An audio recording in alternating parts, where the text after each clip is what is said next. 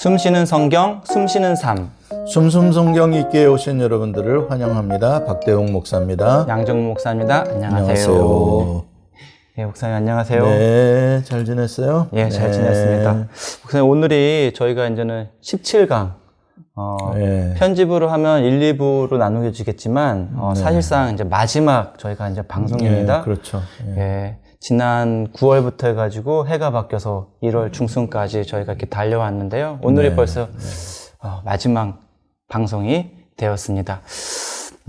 지난주에 저희가 이제는 38절에서 38장에서 41장까지 예. 하나님의 등장과 하나님의 말씀에 대해서 제가 이제 목사님께 궁금했던 걸 질문을 예. 했고, 목사님께서 거기에서 좀 제게 기억에 남는 말씀이 이제 줄탁동시라고 하셨나요? 줄탁동기. 예, 예. 줄탁동기라고 그래가지고, 마치 하나님이 많은 질문들이, 네. 저는 그걸 막 다그치고, 막 윽박 지르는 그걸로 이렇게 이해를 했었는데, 목사님께서 그건 줄탁동기와 같이 하나님께서 욥의 마지막 틀, 어떻게 보면은 자기 중심적으로 해석하는 욥의 마지막 틀을 깨트려 주시기 위한 하나님의 열심, 그리고 엘리후의 말과 달리 정말로 한 영혼의 질문에 대해서 그렇게 세밀하게, 세세하게 말씀해 주시는 하나님의 열심으로 목사님께서 가르쳐 주셨거든요. 네. 오늘은 이제 42장에 보면 이제 욥이 그 하나님의 말씀에 대한 반응이 나오고 그러는데, 과연 목사님께서 어떻게 오늘 강의를 마무리해 주실지 좀 궁금하네요, 목사님. 질문해 주세요. 예, 질문을 할까요? 예, 아무래도 이제는 마지막 강의이기 때문에 제 생각에는 목사님께서 총 정리해주는 듯한 그 앞 강의부터 해가지고 이 고난에 대해서도 좀 한번 정리가 좀 필요할 것 같고요. 네. 그래서 오늘 강의를 좀 부탁드리겠습니다, 목사님. 네.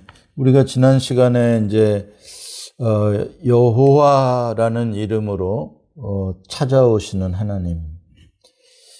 이제 이것에 대해서 여호와의 이름이 주는 언약적 관계 속에서의 하나님의 본질, 그것이 우리에게 얼마나 큰 은혜인가. 그 창조주가 작은 인간과 그러한 언약을 맺으시는 그러한 사랑의 하나님으로서 이렇게 찾아오시는 그러한 모습들, 그리고 그렇게 4장에 걸쳐서 하나님이 욥을 마치 그 선생님이 그 유치원 아이들을 데리고 동물원을 쫙 구경시켜주고, 이거는 호랑이야, 자 이건 하마다, 아니면 또 식물원을 탁 다니면서 이 많은 꽃을 봐라, 나무를 봐라, 이렇게 이제 필드 트립, 현장 학습 같은 그러한 아주, 그래서 우주로부터 시작해서, 작은 까마귀 새끼가 있는 둥지 속을 들여다보고, 그 작은, 짐승들도 어떻게 먹고 살고, 또 어떤 모습들을 각각 가지고 있는지, 그 형형색색의 모습과 그들이 가지고 있는 독특한 능력들과, 즉 그 신비한 것들을 하나님이 이렇게 친절하게 이렇게 현장 교육을 쭉 시켜주신 거거든요. 그거를 욥에게 대답하라고 한 게 아니고, 욥이 그걸 어떻게 대답합니까? 뭘 아닙니까? 근데 이제 그거는 우리가 레토릭이라고 하는 거죠. 수사학이죠, 일종의. 그러니까 하나님이 욥에게 약 한 70가지 정도의 질문을 계속 너가 아느냐, 너가 아느냐 이렇게 하는데, 그거는 대답하라라고 하는 게 아니고, 이런 세계가 있단다, 이런 세계가 있단다, 너는 생각을 좀 더 이렇게 한번 가져보지 않겠니? 좀 넓혀보지 않겠니? 좀 세밀하게 보지 않겠니? 이렇게 하면서 계속 이제 욥이 가지고 있는 어떤 자기 중심적인 해석의 틀들, 자기만의 세계를 벗어나서 이런 놀라운 세계들이라는 것에 대해서는 나는 진짜 참 모르는구나. 이제 이런 것들을 경험하게 하면서 이제 비로소 우물한 개구리가 우물 밖의 세계에 대한 어떤 경외감을 이제 깨닫게 되어지는 것이고, 줄탁동기처럼 이제 병아리가 그 껍데기 안에 이렇게 있는데, 그 계란 껍데기를 깨고 부화되어져서 이제 마음껏 이제 뛰기도 하고 날기도 하는 새가 이제 그런 세계 속으로 들어오도록 이제 어미새 되신 하나님께서 이렇게 키워주시고 이렇게 이끌어 주시는 그러한 이미지로 이 부분을 읽는 것이 하나님이 나타나신 그러한 어떤 의미를 우리가 바르게 아는 것이 아닌가 이렇게 이제 뭐 초월적인 신으로서 우리를 겁박하고 내가 이렇게 큰데 네가 감히 까불어 이러한 태도로서 우리가 자꾸 하나님을 이미지를 그렇게 가져가기가 쉽거든요.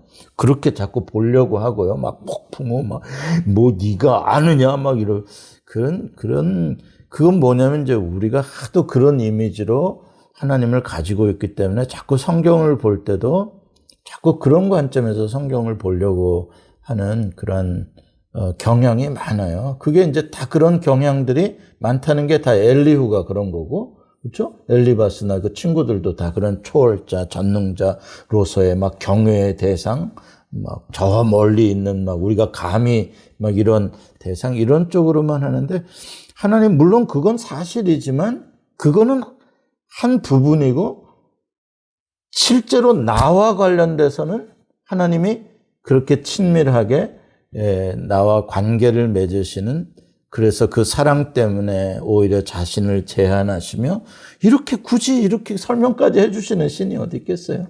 이렇게 섬세하게 데리고 다니면서 이제 그런 차원에서 하나님을 보는 게 맞다라고 생각하는 게 왜냐하면 이제 42장에 오늘 우리가 이제 마지막에 보는 42장에 이제 욥의 반응이 나오잖아요. 하나님 말씀이 끝나고 거기 보면 욥이 엄청나게 뭔가 새로운 것을 깨닫고 새로운 세계 속으로 이제 아닌 게 아니라 껍질을 깨고 나온 듯한 그런 엄청난 변화를 경험한 고백들을 하고 있거든요. 근데 그 도대체 뭐를 경험했길래 그렇게 변화되냐? 다 우리가 궁금한 거잖아요. 또 하나님이 하신 말씀은 다 우리가 이미 알고 있었던 것들인 것 같은데, 욥도 그 정도는 알고 있었을 텐데, 초월적인, 전능적인 그런 하나님의 능력들과 지혜와 하나님의 계획과 뭐 이런 것들. 근데 뭘 그렇게 그건 뭐 몰랐다가 알았던 것이 아닌데 뭐 그렇게 막 그게 욥을 회개하게 만들고 변화를 시키나는데 그게 아니라 그 전에 가졌던 하나님에 대한 그러한 신비적인 우리와는 전혀 동떨어진 존재였다고 느꼈는데 그게 아니라 훅 나에게 들어오시는 하나님.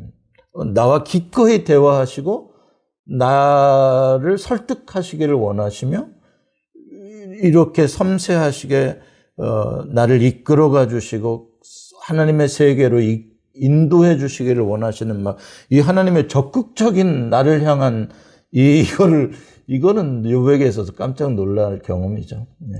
예. 저도 이제는 목사님과 함께 공부하면서 그 관계라는 만남이라는 그 관점을 가지고 욥기를 보니까 고난, 질병 이런 것들이 예전에는 자기중심적인 해석이라는 게 우리가 병에 들면 당장에 드는 생각이 야 이제 죽을 병 같은 좀 무서운 병에 걸리면 난 죽었구나 하고 절망으로 우리가 딱 그걸 이렇게 셋업을 시키잖아요.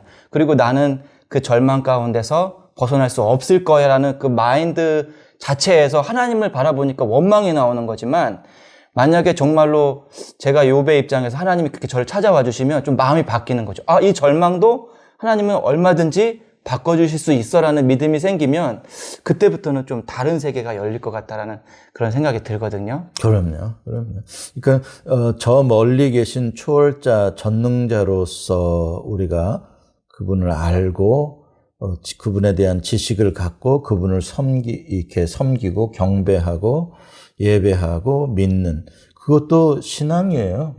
그걸 이제 좀 일반적, 종교적, 보편적 신앙이라고 할 수가 있겠죠. 다들 꼭 기독교가 아니라도 타 종교도 그 정도의 믿음의 내용이 있고 믿음의 대상이 있고 그러잖아요. 근데 이제 결정적인 차이는 뭐냐면은 우리 기독교의 복음의 결정적인 차이는 뭐냐면 그 신이 거기에 계시는 신이 아니라 내 삶 속으로 들어오시는 하나님, 나와 같이 사시며 인격적인 관계를 갖고 살아가시는 하나님. 그래서 히브리 말로 야다라는 말을 우리가 많이 하잖아요. 부부가 함께 살면서 알아가는, 새록새록 알아가는 그 관계. 사람도 마찬가지죠. 우리가 누군가를 안다라고 할 때 사귀어봐야 하는 거죠. 누군가를 안다라고 말하는 거는 그냥 지식적으로도 안다라고 할 수 있는 거잖아요. 그거는 진정한 믿음이 아니죠. 그 믿음도, 사람에 대한 믿음도 똑같아요. 관계를 통해서 믿음이, 알물을 통해서 믿음이 생겨나는 거죠. 그게 이제 진정한 믿음인 거지. 그 내용을 사귀어보지도 않고 사람을 믿는다? 그건 어렵죠. 그러니까 지금 이 욥기에서 우리에게 던져주는 아주 가장 중대한 부분은 초월적인 어떤 인과응보의 정의의 하나님의 세계, 종교로서 저기 계신 분, 그분은 이런 분에 대한 존경과 믿음의 대상으로 저기 계시고 나는 그분을 경배하고, 그것도 그 차원의 믿음이 있어요. 제가 아까 말씀드린 대로 다른 종교들처럼. 그러나 하나님이 원하시는 믿음은 그 차원의 믿음을 넘어서는, 그 껍질을 깨는 더 하나님의 신비로운 세계 속에 들어가는데, 그게 바로 뭐냐면 하나님과 우리가 하나가 되어지는 관계 속에서의 신앙. 그러니까 지금 욥과 그의 친구들이 인과응보의 정의의 법칙이라는 틀 속에, 프레임 속에 딱 갇혀 있었잖아요. 하나님을 그 안에 가둔 죄잖아요, 사실. 그걸로 다 판단한 거 아니에요. 근데 하나님은 그 세계만을 가지고 통치하시는 분이 아니라, 하나님이 38장부터 41장까지 설명해 주신 내용은 세밀한 작은 피조물 하나에도 세밀한 관심과 어떤 그런 손길, 보호하심, 이러한 하나님이 찾아오심의 그런 하나님의 사랑, 하나님의 선물이 아니고선 살아갈 수 없는 하나님의 은혜, 이러한 세계가 있다는 것이죠. 그러니까 철저히 구약이나 신약이나 우리가 믿는 복음이라는 것은 정의의 세계는 복음이 아니에요. 아시죠? 정의의 세계는 그냥 어디나 있는 거예요. 잘한 사람 상 주고 못한 사람 벌 받아. 뭐 그게 무슨 복음이 있어요? 그건 복음 아니거든요. 그냥 보편적인 법칙이죠. 그러니까 인과응보의 법칙으로 안에 있는 하나님이라면 믿을 필요 없어요. 그분 믿어서 뭐 톡 볼 게 뭐 있어요? 잘하면 상 주고 잘못하면 벌 주는데, 그렇죠? 믿을 필요 없는, 그냥 잘하고 살면 되는 거예요.